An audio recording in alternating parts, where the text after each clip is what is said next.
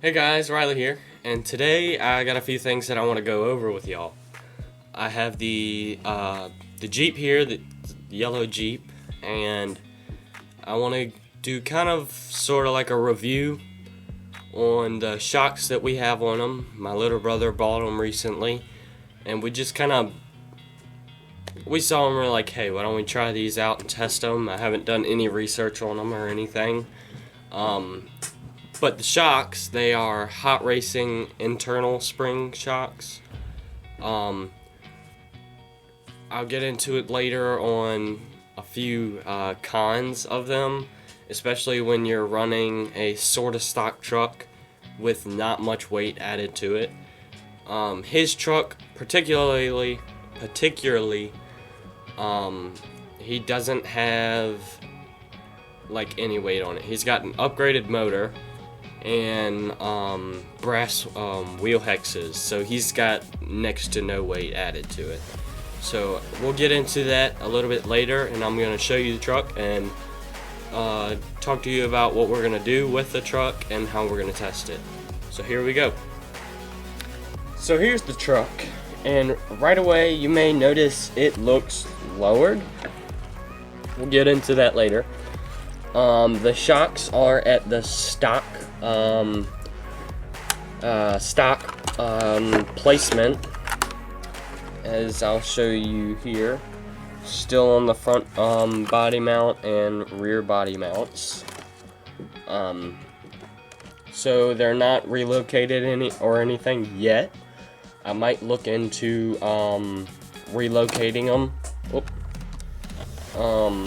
Just to see the performance.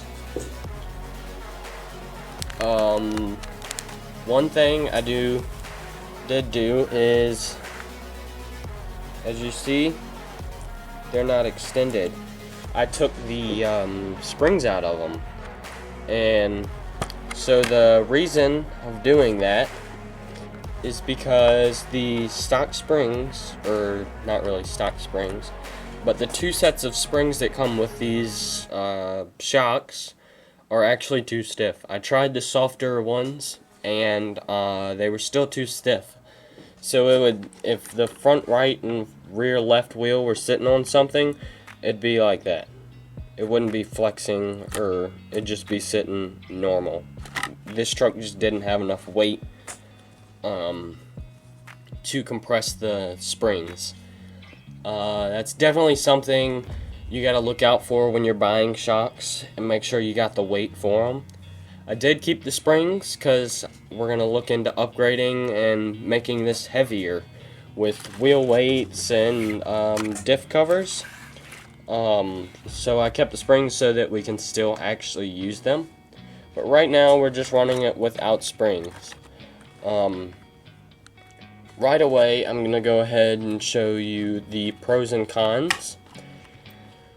So one pro, or in me and my little brother's opinion, is the stance. We like the stance and just the way it sits. We prefer it like that instead of lifted. It was the same as the C10. If you watch that video, it should be out already. Pro number two, we get a little more traction. I learned that with the C10. It's kind of like a force droop. So when you're like driving, and then there's like a hole, it'll drop down into it, instead of it being like this and just, so the body will kind of, if that makes sense. It probably doesn't make sense, but oh, keep hitting the camera. Cons. One problem we do have with these shocks is we have a problem with them binding. Sometimes they'll bind and sometimes they won't. Obviously, since I've actually got the camera looking at it and y'all can kind of see it, it's not going to bind. But as soon as we go out there and I don't have a camera on it, it'll be binding up and not wanting to articulate like it's supposed to. They do, these shocks do have some pretty good articulation. They're still the 32 millimeter shocks, so it's not much more articulation, which they can be moved if needed. Other than that, I think we're gonna go ahead, get into what we're gonna do with this truck. One thing is, we're gonna rock crawl. We're gonna test the rock crawling capability of these shocks, and hopefully, when the camera's looking at it, I can get some video of these shocks binding up. We've ran these shocks before this video, so I kind of have a picture of how they run, but I want y'all's opinion on how you like them too. And definitely comment down below what your opinion is about these shocks from watching this video. Two, we're going to not watch, but do a hill climb. And because these shocks bind up, it's not going to extend when you're doing the hill climb. So that's one thing I'm looking for, is when you're going up the hill, if I can get this in frame, going up the hill, and when you hit the gas, the body pop up like that, or the chassis.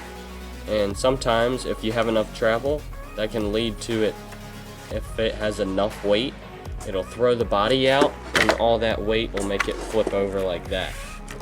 So that's one thing we're gonna look on doing with the hill climb. I think that's about it for what we're gonna do out there. So let's go ahead and get into it. So as you see, I'm at the creek bed crawl, which is this right here. This definitely turned out to be a very good obstacle for the course. So we're gonna test the Jeep on it, watch the articulation of the shocks, and review them. So we'll go ahead and get started. I already have it on. Make sure y'all can see. So this first part of it, it really doesn't have much for it to crawl, I guess you can say. So I'm gonna kind of get on the left side, because that's where I have more of the rocks are bigger, so it's more of an obstacle for it to crawl. So crawl on over.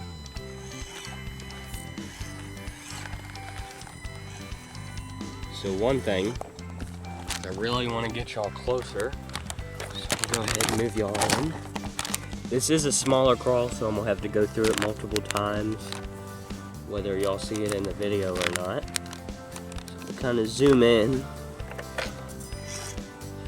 and I'm going to look for it not touching the ground, because that's the main part, is I'll be crawling, and the shocks will bind up, and it'll still just kind of sit above the rocks. So zoom out here. I'm gonna crawl over these two rocks, and hopefully I can catch one. Catch it binding a little bit.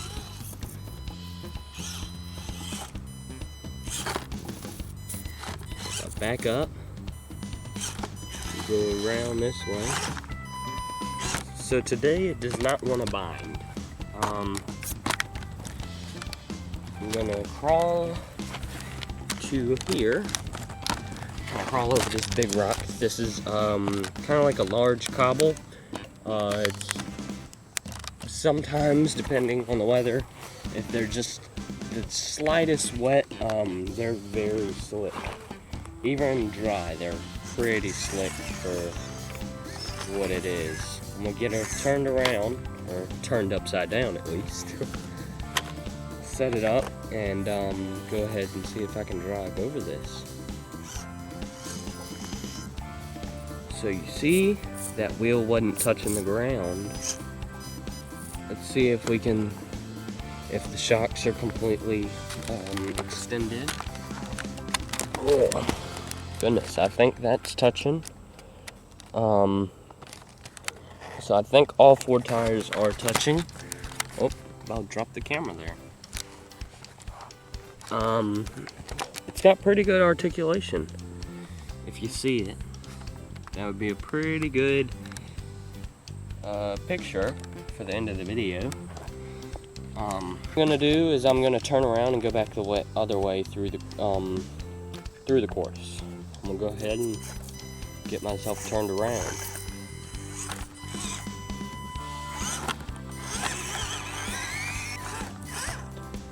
So I'm gonna crawl this way. Y'all guys probably can't see it, but I'm gonna get y'all in front of it. I'm gonna crawl through these two rocks. Maybe I can catch it binding, but I don't know if we're gonna catch it binding today. So I think we're gonna focus more on the articulation. So I'm gonna get over it, and then I'm gonna back on up. That articulation got me off that rock pretty good. Oh, there it is. There it's not touching. Get on up.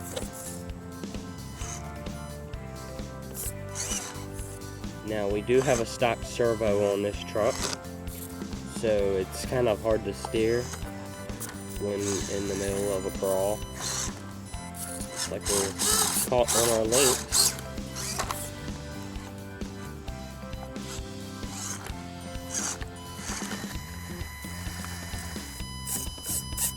You see, I'm turning and nothing is happening. Get back on up and go around.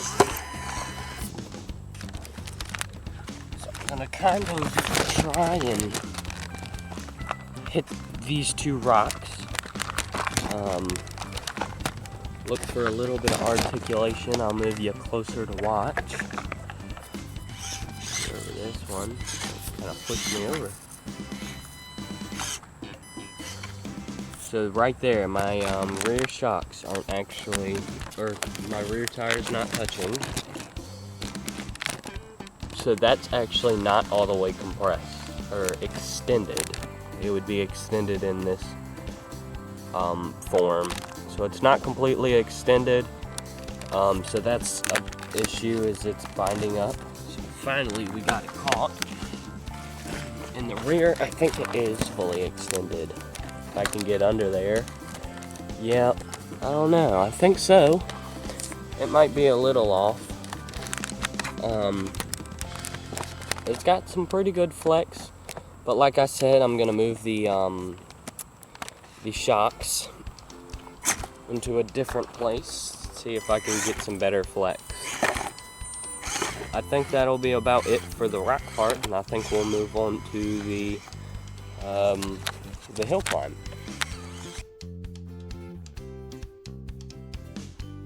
Boom!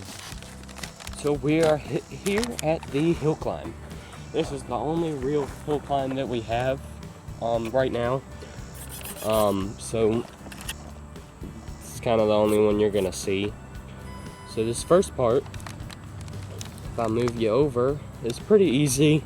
Sometimes the trucks will get caught on this route just a little, but other than that, they do pretty good. These big tires get over pretty good.